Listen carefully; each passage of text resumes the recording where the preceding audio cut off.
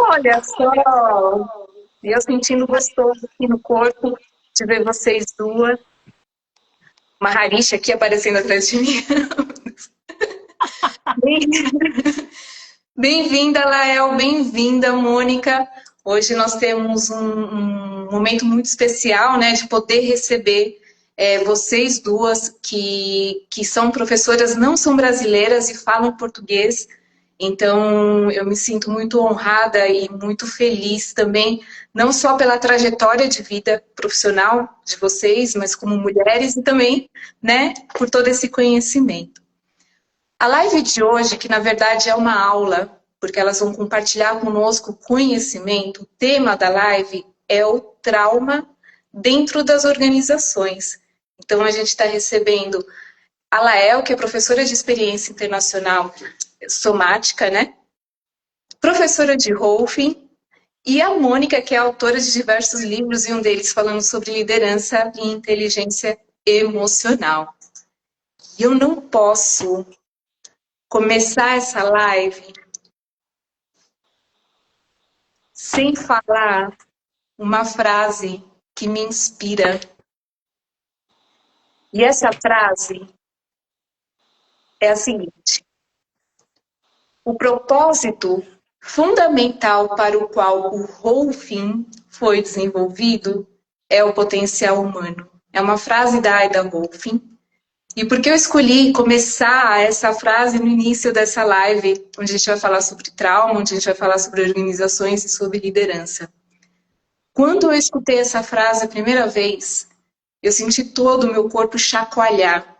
É como se tivessem anjos cantando ao meu redor, dizendo: Uau, é isso. É sobre o desenvolvimento do potencial humano. E quando eu falo sobre liderança, eu vejo esse mesmo lugar.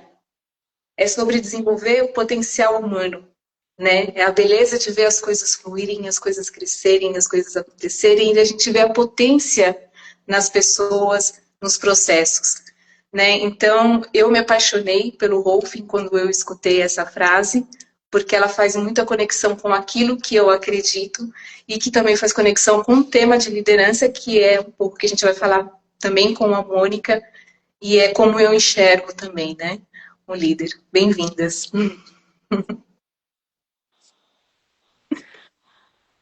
Lael e Mônica, minha curiosidade, né? Como vocês se conheceram e o que fez essa conexão entre vocês duas, né? Conta um pouquinho pra gente. A minha professora Eu querida vou, quer começar? eu vou começar. Na organização internacional, experiência passou por um momento muito escuro, muito difícil e no momento parecia que realmente podia morrer a organização. Teve uma pessoa que entrou na posição de diretor e quase ia derrubar a organização. Ela estava no corpo de diretores e foi uma das pessoas que chegou, que deu um passo para frente e pelo líder, assim, as outras pessoas, diretores, que levou a organização, a gente passou Tá cortando, né? Tá. do... Oi? Tá cortando. Deve ser algo na internet, Lael. Talvez, se você tiver no Wi-Fi, você pode tirar o Wi-Fi e ficar só com a internet do celular. Geralmente funciona melhor. Bem, o que eu fiz é que eu estava desligado o celular. Bem, acho que Agora tá agora vai. bom. Tá melhor? Agora Tá. tá melhor, Lael.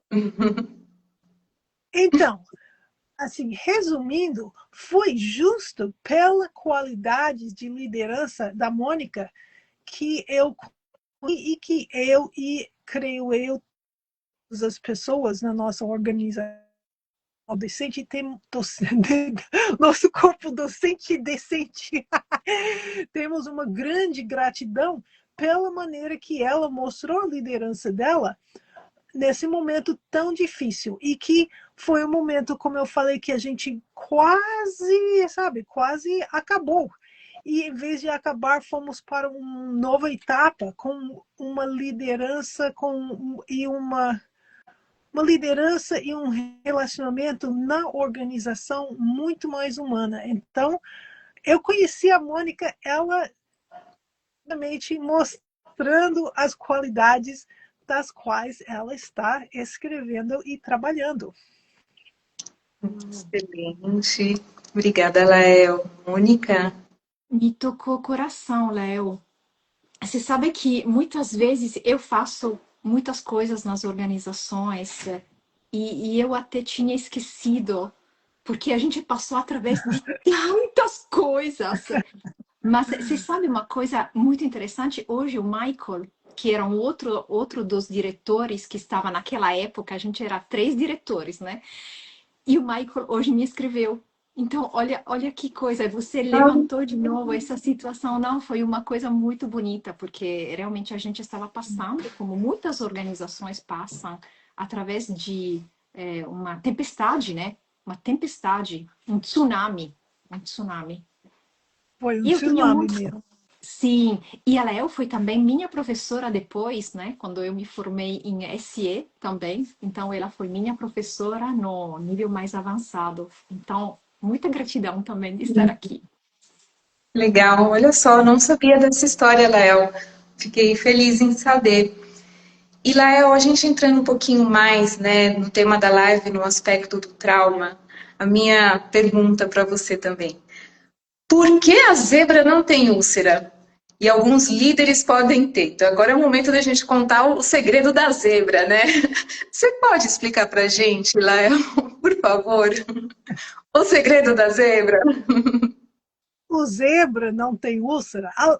Pelo que eu saiba, o zebra não tem úlcera, porque o zebra é um animal selvagem. E os animais selvagens, ou eles mantêm-se conectados com o corpo e com o instinto, ou eles não sobrevivem para passar o material genético para frente.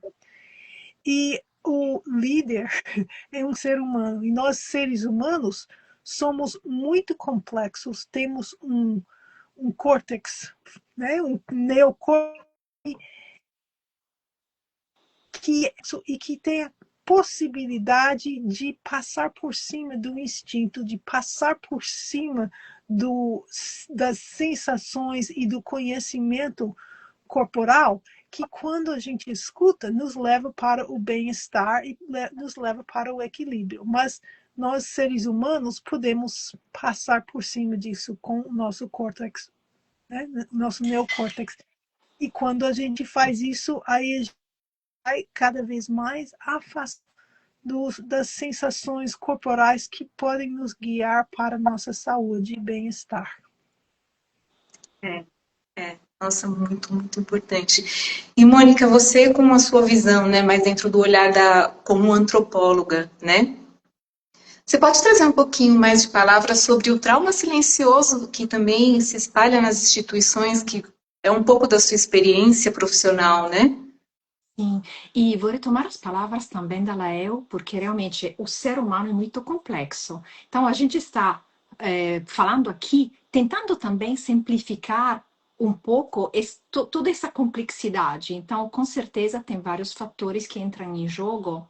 E eu quero falar, Lael, também sobre o fato, tudo aquilo que você falou, né, que a gente não se escuta, e, sobretudo, no mundo executivo das organizações, a gente passa muito tempo sentado, imobilizado.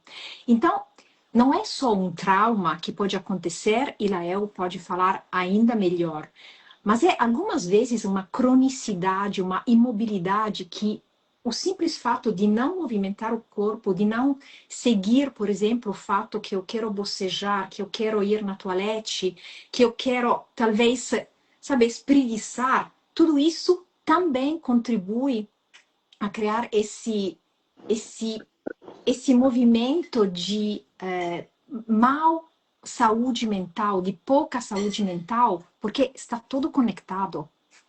Então, a gente escuta o nosso corpo, deve saber também como se relacionar, porque a gente está num ambiente social, então eu não posso morder o meu colega antipático, mesmo que ele faça uma coisa feia, então não posso tirar um pedaço de braço, como talvez fariam os animais selvagens. Mas como que eu transporto no movimento esse movimento interno que eu teve, porque eu teve raiva do meu colega.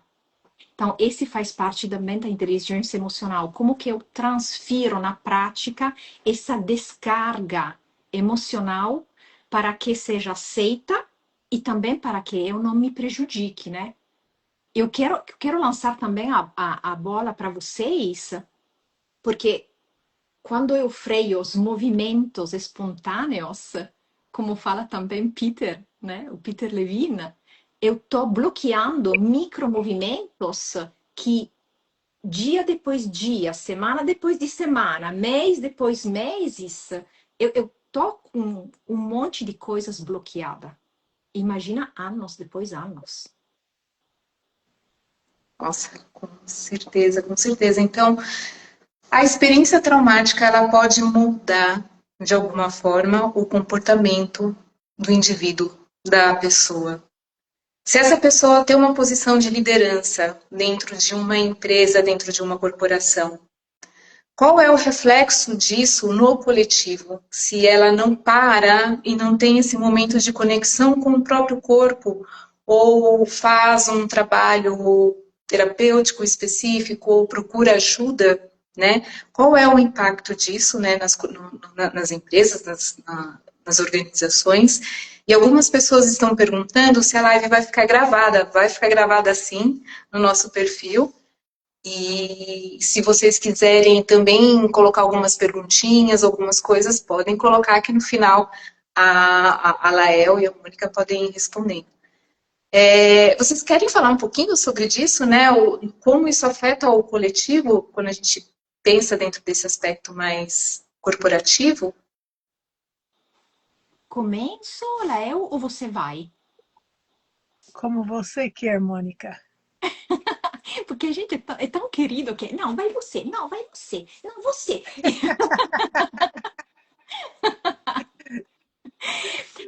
Eu vou pegar um trecho, de novo, do que você falou, né? Que nas organizações, algumas vezes, nem todo mundo que chega em cima é sábio, tem sabedoria e tem habilidade de se comunicar e abertura mental, né? Então, algumas vezes, quem chega em cima pode ser um carrasco, que pode destruir também todo um clima organizacional.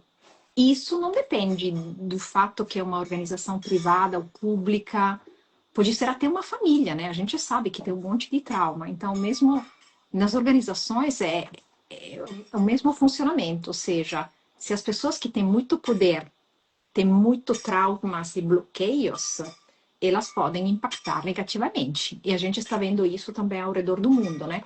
Então não é algo que a gente fala é só trauma, tem um impacto só em você, na sua vida, na sua família. Não, a gente tem uma repercussão gigantesca. Sim. É, trauma não resolvida gera trauma resolvida. Trauma não resolvido é uma força extremamente contagiosa. Eu diria, felizmente, que a única força mais contagiosa do que trauma não resolvido é trauma resolvido. Mas quando você tem uma pessoa numa posição de poder que leva trauma não resolvido e não questionado, não olhado dentro de si, o mais normal é essa pessoa, então, reensinar esse trauma em cima das pessoas que estão abaixo dela na escada do poder. Então, trauma num líder que não foi resolvido vai criar um campo de trauma em toda a organização. E como a maior parte das empresas são estruturas hierárquicas, quem tem trauma quase sempre vai numa escala de mais poder para menos poder. Dinâmica de poder e onde a pessoa fica na estrutura de poder tem muito a ver com trauma. Então, a pessoa que tem mais poder na situação, na organização, ela tem mais possibilidade de traumatizar as pessoas abaixo dela. E trauma não resolvido se repete. O meu marido, que também é professor de experiência somática, ele gosta de dizer assim: aquilo que se completa não se repete. E aquilo que se repete não se completou. Então, só que ele fala inglês, e aí inglês rima bonitinho. Mas então, o líder traumatizado, ele cria um campo de trauma em volta dele. E o líder que se curou do trauma, cria um campo de cura de trauma em volta dele ou ela também. Né? E o segundo, creio eu, é até mais poderoso do que o primeiro. A pessoa que já foi traumatizada, que renegociou, a palavra que a gente usa na experiência somática, que renegociou seu trauma, tem uma potência de criar um campo de cura de trauma, porque todo mundo tem trauma. Assim, quando faz isso, cria um campo de cura de trauma onde as pessoas não somente podem sentir-se seguras e acolhidas, mas essa própria segurança e acolhimento já começa a mobilizar para a cura os traumas incompletos que elas trazem com elas. Posso adicionar algo? Deve. Porque tem esse gancho sobre quando o trauma vem retrabalhado e renegociado, eu até chamo de poder xamânico, sabe? Uma coisa que te deixa muito poderoso, porque você conseguiu ver, perceber a relação, retrabalhar que esse era o meu despertador para me lembrar que preciso respirar mais. Em cada live, Por favor, porque eu não tiro. Porque na empolgação, algumas vezes eu tenho essa metacognição de conseguir me ver, tô muito empolgada. Então, calma, respira, pega. Então tem também um despertador. Então, rewind. Então, o que queria adicionar é que realmente, quando a gente retrabalha o trauma, tem uma visão que se amplifica, tem uma empatia que se amplifica, uma compreensão que se amplifica, e a gente vai além do simples eu comigo, eu, meu poder. Então, realmente, acho que isso é muito importante. E quero colocar mais uma coisa, quanto que é importante para os líderes, as pessoas que estão na liderança, de se trabalhar profissionalmente, sabe? Que não é só chegar na posição de líder. Eu fazia isso e agora foi promovido, aí tá tudo bem, porque vou repetir o mesmo que eu estava fazendo antes. Aqui tem uma amplificação, que nem a Léo estava falando, né? Então, amplificação de poder, mas se eu me trabalho de forma profissional, também eu vou aprender ferramentas que integram com SE. Sobre comunicação, por exemplo, né, sobre como se comunicar, como gerenciar o estresse. Tudo isso é muito importante dentro das organizações, dos grupos em geral. E é muito bonito o que vocês estão falando, porque escutando vocês duas, me veio esse lugar de honrar muito a sabedoria da vida. Porque se a pessoa passa por uma experiência, passa por um trauma e ela tem essa oportunidade de renegociar, de resolver e transformar isso em conhecimento, ela pode trazer luz para a própria vida e para as pessoas ao redor, né? Então, como é importante o trabalho individual, independente da área que a pessoa esteja, né? Não é porque é terapeuta, que é professor de yoga, que é professor disso ou aquilo, né? Mas independente da posição, todos nós, né? Esse lugar de olhar para dentro e se trabalhar é um caminho de crescimento e desenvolvimento E o quanto o trabalho, né, Lael, o seu trabalho como professora também, terapeuta é importante, o seu trabalho, Mônica, também, né, como líder, como mentora, como autora, de trazer luz de consciência e compartilhar esse conhecimento para as pessoas, o como isso é importante para transformar vidas, né, e relações, né. Então, muito, muito. Porque o SE transforma vidas, né? Só que eu acho que as pessoas sempre têm um antes do SE, depois do SE. Mas também quando você está na organização, tem mais disciplinas que pode agregar. Léo, você estava quase para falar, né? Eu vi um micromovimento. Please, Lael. Só para dizer outra vez que quando um bom líder transforma uma organização. E que outra vez eu vivenci isso na minha pele, eu junto com meus colegas, quando a gente teve a crise no Somatic Experience Internacional. E a Mônica foi uma dessas líderes que, pela presença, pela humanidade, pela escuta, conseguiu transformar a nossa organização e ajudou todos nós a dar o passo para o próximo momento, um momento muito mais conectado, muito mais saudável do que a gente tinha vivenciado antes. Todas as sessões de SE. E você soube pedir ajuda nos momentos desafiadores, Mônica? Como foi essa trajetória para você? Eu vou retomar as palavras da Lael, porque é verdade que uma pessoa que supera um trauma, retrabalha, renegocia, tem mais poder, mas tem um contexto que também pode ajudar ou não.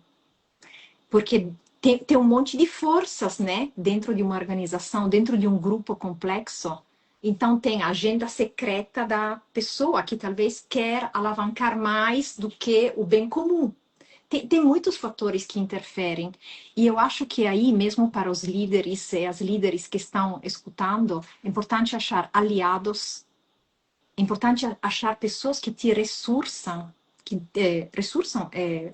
recurso, tá misturado contra a língua, né? Que te dão recursos onde você pode adquirir recursos internos, como, por exemplo, a respiração. Então, isso é muito importante, aprender a respirar também para quem está na liderança, né? E recursos que são mais sociais, que podem ser, por exemplo, colegas que também estão em desenvolvimento, que pode ser amizade, que pode ser realmente uma prática diária, cotidiana, de presença. Isso é muito importante. Nossa. Sim, eu acho que tem o trabalho profundo de renegociar os próprios traumas e depois tem o trabalho de como é que a gente se mantém no dia a dia. Porque podemos renegociar todos os traumas, mas quanto mais estresse vem para nós, mais a nossa tendência é de voltar para nosso, assim, nossas configurações mais básicas. E as configurações mais básicas do nosso organismo são os que foram feitos quando a gente tinha pouco recurso. Então, tem mais a ver com sobrevivência. Então, a prática diária de meditação, de respirar, de conectar com as pessoas, é o que nos ajuda a não somente manter, mas desenvolver mais humanidade e mais bem-estar e mais regular, né? Mais regulação no nosso dia a dia, né? Renegociar o trauma é o primeiro passo e depois a gente vai caminhando cada vez mais para um bem-estar de alto nível. Nossa, muito lindo. E lá é uma pergunta, né? Eu acredito nesse poder do ambiente, né? Então, existe o sistema nervoso individual, mas também existe um sistema nervoso que eu poderia dizer do coletivo. O coletivo, ele pode afetar essa pessoa se ela não encontra essas bases de recurso, né? Que é a rede de suporte, práticas de meditação, práticas de ancorar no corpo, né? De voltar para a presença. E ela vai para um ambiente onde tem um sistema nervoso, onde tem um campo que está extremamente desorganizado, né? Isso, então, de fato, pode gerar um impacto na saúde física e na saúde emocional do indivíduo. Claro que sim, mas eu diria que o indivíduo é afetado pelo campo, mas o campo também é afetado pelo indivíduo. Então, imagino, e a Mônica vai saber mais do que eu, do que o trabalho com uma empresa é um trabalho tanto no campo coletivo quanto no individual para ajudar a chegar mais regulação e mais bem-estar, mais segurança pelos dois lados. Mônica? Tanto é, sim, tanto é que a cultura, né, que não seja vazia, os valores que não sejam só colocados nas paredes, mas que sejam vivenciados, porque tem muita organização, muitas empresas que têm valores que você fala, nossa, que maravilha, deve ser o paraíso trabalhar lá. E não é. Então, por que isso não é? Porque as pessoas também não fizeram um trabalho de conscientização dos valores, que, entre parênteses, eu sempre faço. Então, quando vou nas empresas, sempre a gente vai trabalhar sobre os valores que já existem, o que a gente vai criar com o grupo que está lá naquele momento, porque é importante, mesmo que os valores já existam, é como as pessoas colocam em prática esse valor, porque isso vai ser uma orientação. Então, um trabalho bem profundo que a gente pode fazer mesmo dentro das organizações. Aliás, tem muita organização que realmente acredita.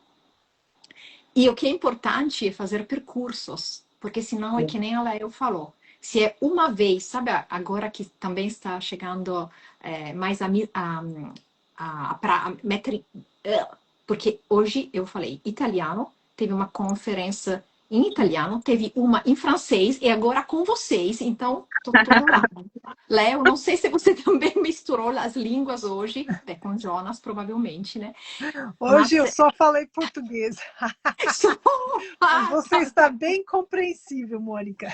Pode deixar. Porque o que eu queria falar é que quando a gente coloca em prática os valores e a gente tem um percurso metódico e periódico, é mais fácil. Porque senão é aquele como o greenwashing. Você faz um curso uma vez por ano e aí fala que está cuidando das pessoas da sua organização. Não é. Porque deve ser realmente um trabalho periódico e que as pessoas continuam. Senão, uma vez a gente estava falando com a Tárika, senão é como escovar os dentes uma vez a cada ano. O que vai acontecer? Mas aquela vez escova direito. Só que o resto não. Um bom hálito.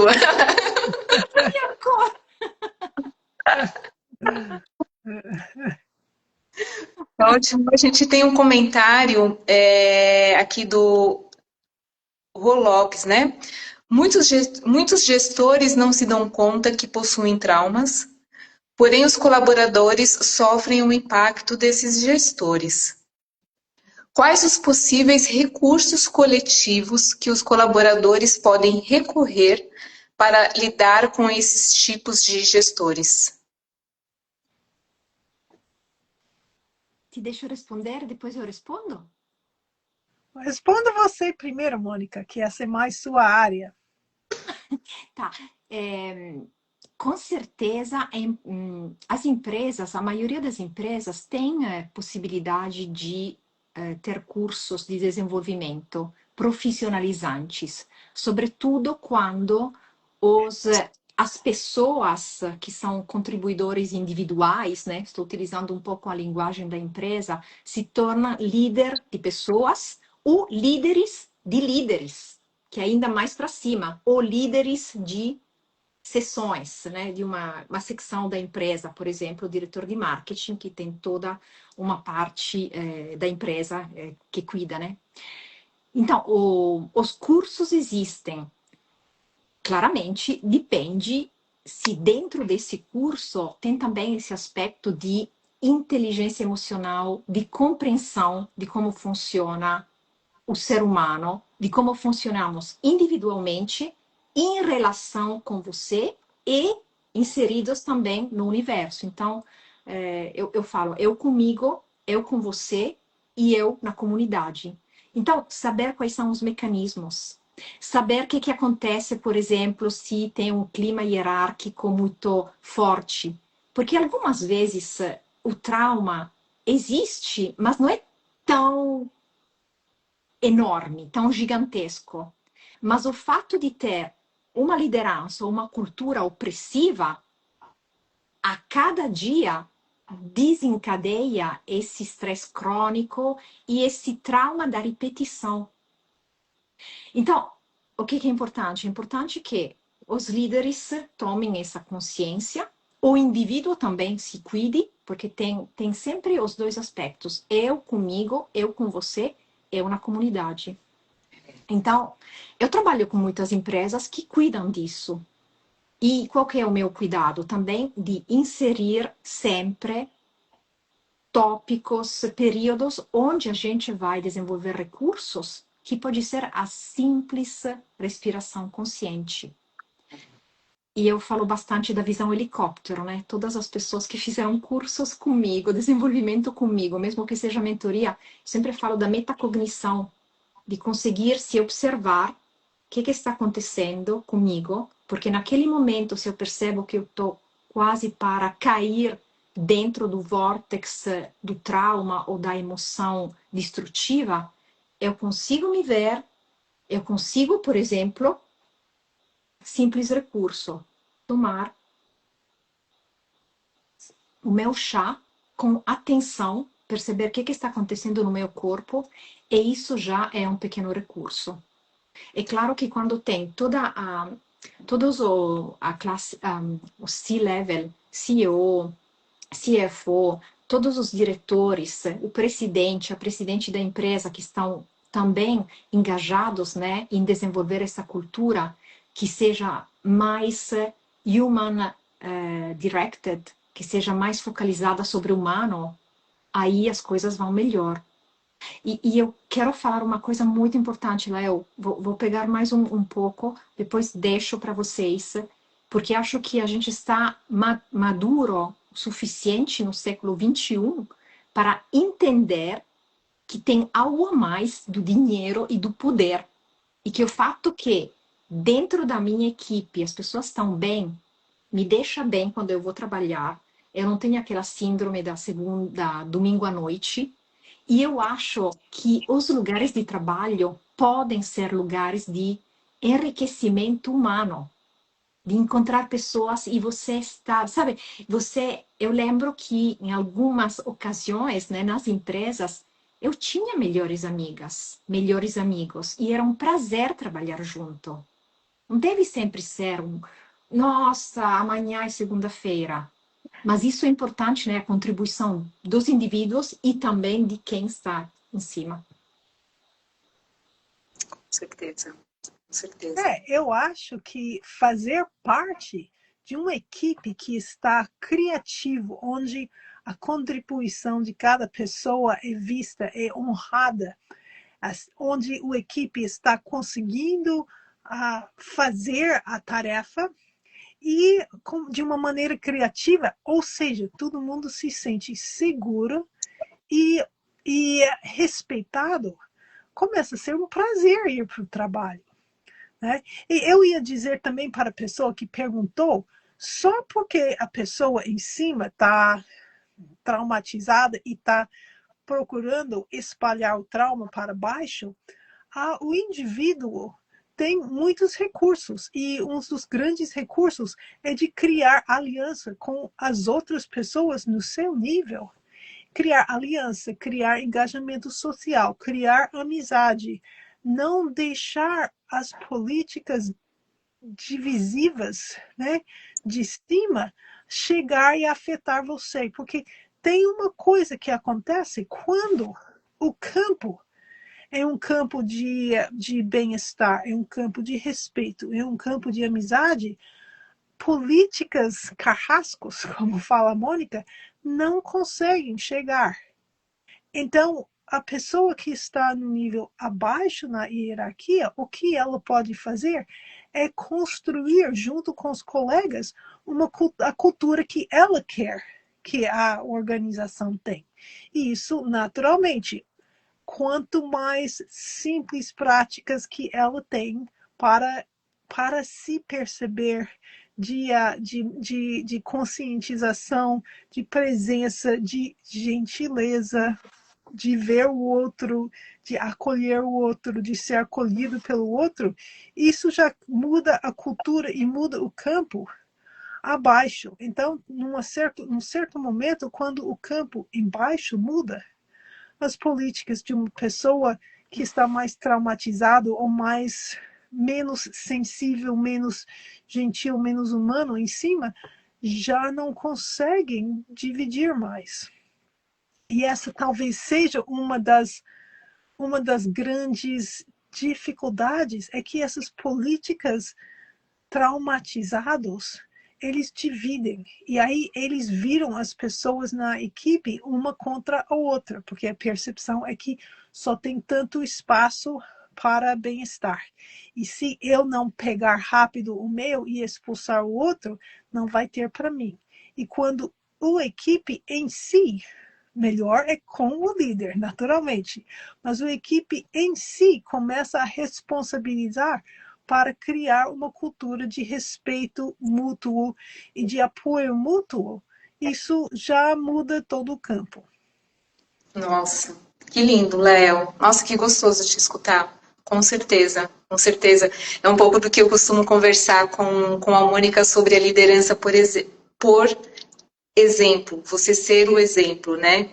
Mesmo que a pessoa que está lá no topo não consegue ser, as pessoas que estão num outro nível estarem num outro tipo de atitude, né? Já é um papel de liderança. Eu lembro que eu estudei com empresários e eles costumavam dizer que liderança não é sobre uma posição que você tem, é sobre uma atitude, né? E então é a atitude de um líder que atua por coerência e por exemplo, né? Pensando no coletivo. Mas uma pergunta que eu gostaria de fazer para vocês também é com relação ao trauma não resolvido. Ele existe algum tipo de relação com o aspecto mais da sombra? E isso pode se amplificar se a pessoa está numa posição de poder. Então, eu tenho um trauma, suponhamos que eu tenho, né? Eu tenho vários. Não sei se todos Todos eles nós estão temos. resolvidos ou não. Ainda não sei como tá essa história. Estou tentando. Estou na minha jornada de trabalho interno, mas se a pessoa vai para esse lugar e aí tem uma posição de poder, esse lugar da sombra, ela pode vir e atuar também? Existe uma relação do trauma não resolvido com a sombra do indivíduo? Sim. Existe. A resposta é muito simples. Uma palavra, sim. Total. Duas palavras. Uau! Uau. Tem algumas pesquisas, né, que foram também feitas sobre como funciona o cérebro e efetivamente tem algumas pessoas que quando adquirem essa sensação de poder, aí tem uma parte do cérebro que é mais deputada para a inteligência emocional, de empatia, de acolhimento, que é como se desligasse. Eu falo disso também no meu livro, espero que vou mostrar nesse livro, que é Competências Emocionais e Liderança Estratégica, né? Eu falo sobre o líder carrasco, né? Exemplifico assim, líder carrasco para que seja compreensível para todo mundo. É um líder que utiliza muito hubris, arrogância, menosprezar os outros, em vez que... E, aliás, um tipo de liderança assim, que ainda existe, não é um bom tipo de liderança. Porque, na realidade, se você não escuta, não escuta as pessoas, não acolhe, você pode ter menos ideias do que você imagina. Porque numa equipe compósita, escutar, né, as pessoas te dá também mais ideias de inovação, de resolução de problemas. Então, também, esse líder que a gente teve por alguns anos, onde era o líder Superman, Superwoman, que sabia tudo e que não escutava os outros porque eram colaboradores subalternos, é realmente algo que a gente deveria deixar para trás, para assumir uma liderança que é mais compartilhada. Eu gosto disso. Quando eu estava também no SE International, né, eu gostava muito de escutar, decidir juntos, o consenso, a informação, porque aí a organização muda de jeito. Se não é o meu jeito, e aí se não é explicado, se não é negociado, algumas vezes as pessoas têm uma visão que mesmo a pessoa na liderança nem querendo fazer o carrasco, talvez é só uma questão de comunicação, como que foi comunicada. Então, tem muitos elementos que entram em jogo também, né? É muito complexo. Muito.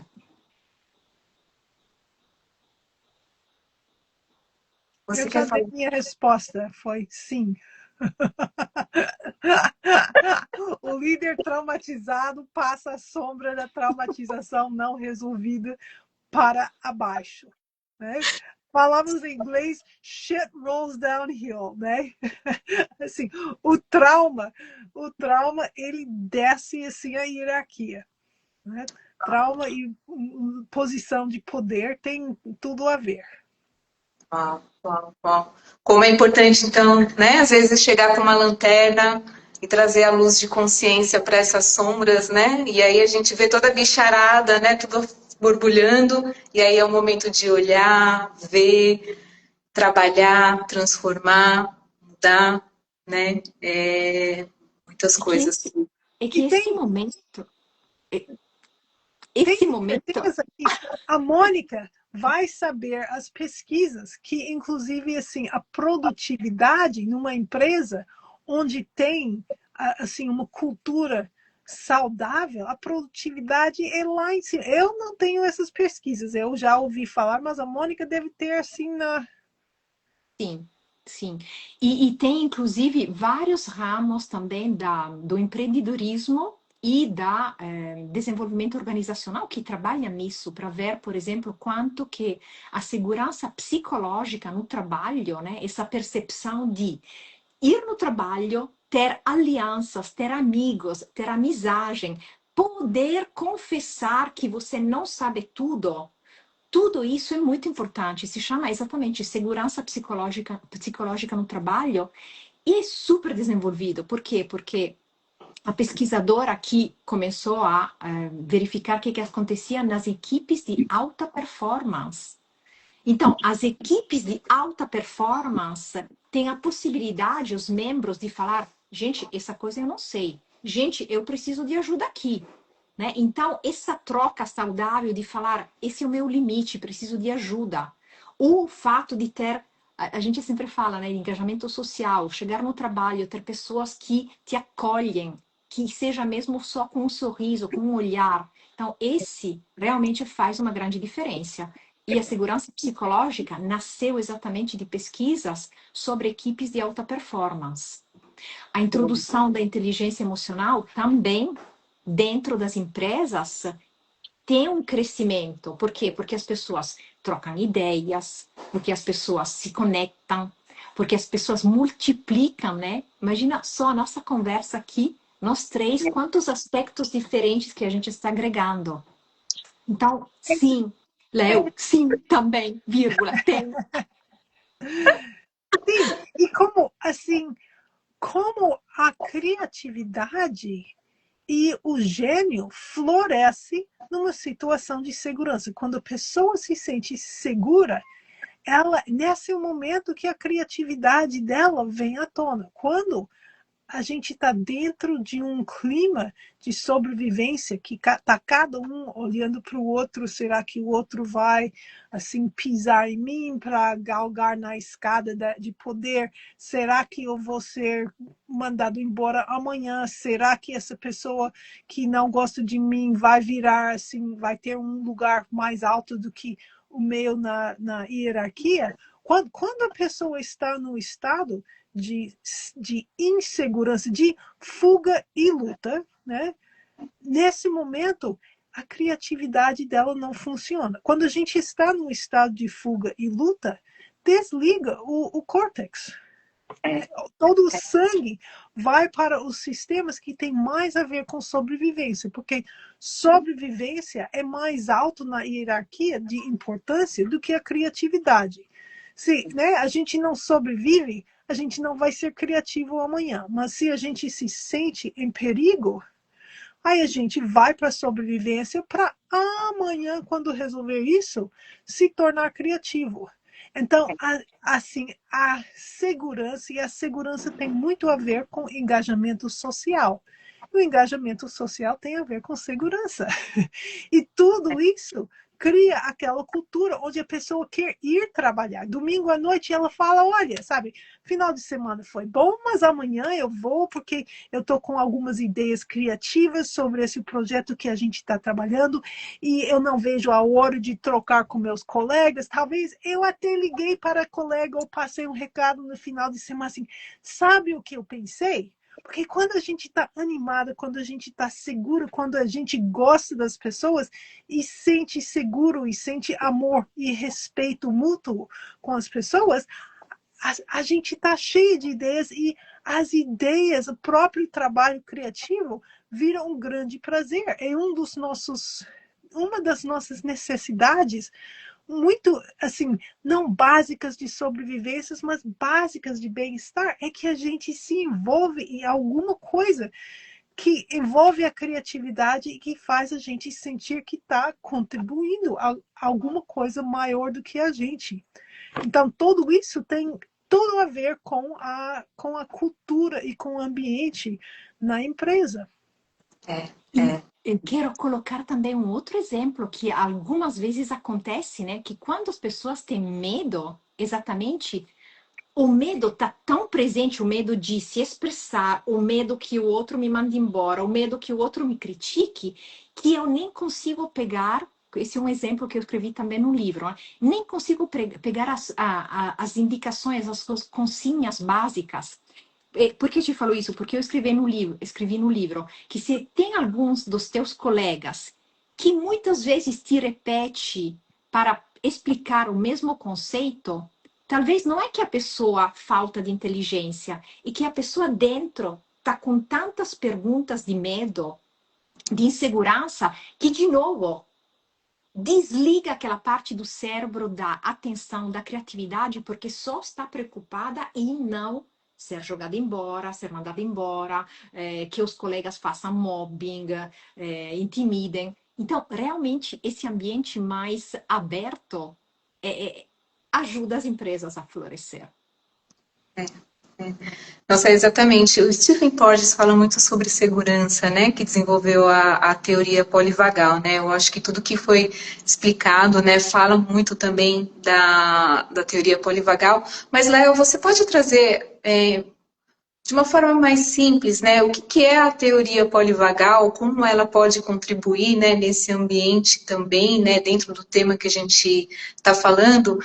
E tem uma das coisas, né, que chegou de perguntas até de pessoas aqui da equipe pedagógica do SE, né, e falando que foram para o setor público e falar, às vezes a gente perde a motivação, né, então quando um líder que está na sua potência, né, pode também servir de motivação para as pessoas ao redor e contribuir para esse florescimento, né, do todo. Tudo isso em menos de 3 minutos, né? Então, a teoria polivagal veio do Stephen Porges. tradicionalmente, a conversa sobre o sistema nervoso autônomo é que tinha dois ramos. O simpático, que tem a ver com fuga e luta, ou com ação e reação, e o parasimpático, que era nomeado simplesmente como descanso e digestão.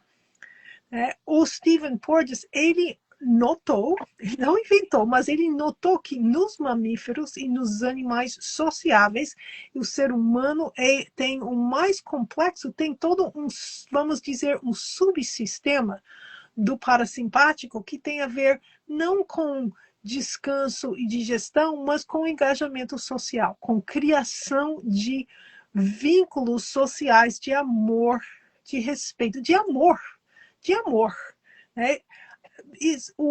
Mostra como o amor é realmente um elemento necessário para o nosso bem-estar e para a nossa sobrevivência. Então, ele trouxe ele notou isso e mapeou as partes do sistema nervoso parasimpático que tem a ver com essas funções mais complexas de engajamento social. Ele também notou que o sistema mais, vamos dizer, evolucionariamente antigo de descanso e digestão, quando esse sistema aciona com muita força, como a autotonos, vamos dizer, do sistema, que o que acontece é que a pessoa entra no estado do que a gente chama, na experiência somática, de congelamento. Ela vai assim, ela dorme. Então, essa pergunta, o que acontece numa empresa, assim, num sistema assim, de funcionários públicos, onde todo mundo desistiu? Que é mais uma pergunta sobre o desengajamento e o congelamento que vem.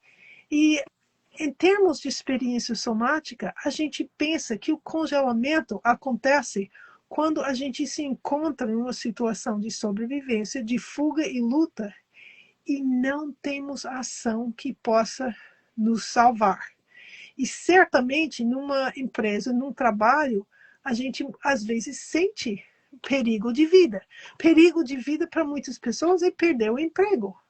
Porque sem esse emprego eu não tenho como suprir as minhas necessidades básicas da vida para mim e para minha família. Então, em termos de experiência somática, quando a gente vê esse estado meio dormido, meio sem reação, a gente pensa em congelamento. E abaixo do congelamento sempre tem uma ativação de fuga e luta, de sobrevivência, que eu não tive mais como agir para minha sobrevivência, né? Então, o caminho na experiência somática é de acessar a fuga e luta, que está abaixo do congelamento, permitir essa fuga e luta a vir para a consciência, a descarregar para que o engajamento social possa voltar a funcionar. É um longo caminho. É um caminho que no funcionismo público talvez seja difícil e não tenha apoio para percorrer. Mas eu diria, então, Mônica talvez tenha mais soluções do que eu. Eu não tenho grandes soluções para isso. Só dizer, é complexo, mas assim, deixo para a Mônica. Eu trabalho também com organizações públicas e o que a gente está fazendo em várias organizações é exatamente implementar percursos de liderança consciente, ou seja, profissionalizante, participativa, né? Profissionalizante, participativa. Por quê? Porque isso ajuda as organizações públicas, que algumas vezes não têm... O que eu escuto dentro das organizações públicas? A gente não tem, por exemplo, dinheiro para promover alguém que seja melhor e aí perde engajamento. Mas, na realidade, não é só isso que deixa o que faz perder o engajamento. E muitas vezes nem é isso, porque o que a gente estava falando antes, quando você tem uma liderança que é engajada, que é participativa e profissionalizante, do ponto de vista também da inteligência emocional, a gente cria setores. Eu tenho exemplos na cabeça de grandes organizações públicas onde tem uma liderança consciente e as pessoas se comportam como a Léo estava falando, né? A domingo à noite fala, ai, que bom, amanhã a gente vai fazer isso. Líderes que não se basearam só na intuição, porque a gente também tem modelos do século passado piramidal, que nem na escola. Que o líder da escola é o professor, e se você falar algo que o professor não gosta, você tem um risco de perder a vida, no sentido que você não passa a matéria. É o mesmo mecanismo, é sempre o mesmo mecanismo. Mas quando a gente tem professores, líderes que estão no poder, que se trabalham, aí fica um prazer, né? E aí as pessoas evoluem. E esse, né, my wish, meu desejo, né? Porque a gente está aqui para contribuir com algo. Então, esse é o talento que eu tenho para contribuir, né? Com certeza, com certeza. Então, a gente está caminhando para o fechamento dessa live. E para esse encerramento, a pergunta que eu faço para vocês duas rapidamente é: vocês tiveram uma longa trajetória de desenvolvimento pessoal e acompanhando muitas pessoas pelo mundo, vendo o desenvolvimento das pessoas pelo mundo. Se vocês pudessem pegar a essência do trabalho e da experiência de vocês em uma frase, trazer para 8 milhões de pessoas agora, né, algo que vem do coração, de aquela pessoa que está, às vezes, desanimada num ambiente público de trabalho, ou, né, naquele momento que a gente está passando pelas noites escuras da alma, assim, né, algo, uma frase de luz de consciência, vocês poderiam trazer? A noite escura é o que vem, a noite mais escura é o que vem antes do sol nascer. E a crise é o momento que a gente tem a oportunidade de mudar de nível. E essa oportunidade, muitas vezes, ela pode ser aproveitada quando a gente toma consciência da gente mesma, dos nossos próprios padrões, e se responsabiliza para mudar esses padrões, e a partir desse momento a crise faz a gente encaminhar para um nascer, um novo dia mais belo, que eu espero que seja o que está acontecendo no nosso mundo hoje em dia. Excelente. Na mesma linha, ligar o fósforo, um fósforo. E eu estou vendo também uma pergunta que é uma pessoa que fala como que a gente consegue se todo ao redor está indo mal, né? Estou sintetizando um pouco. Ligar um fósforo. Ligar um fósforo é pedir ajuda para o seu RH, pedir ajuda para você, para se cuidar, né? Então, realmente é um momento. Eu escutei uma palestra de uma colega na Itália semana passada, e ela falou uma frase que eu adorei: a gente é destinado ao sucesso, é só realmente se trabalhar.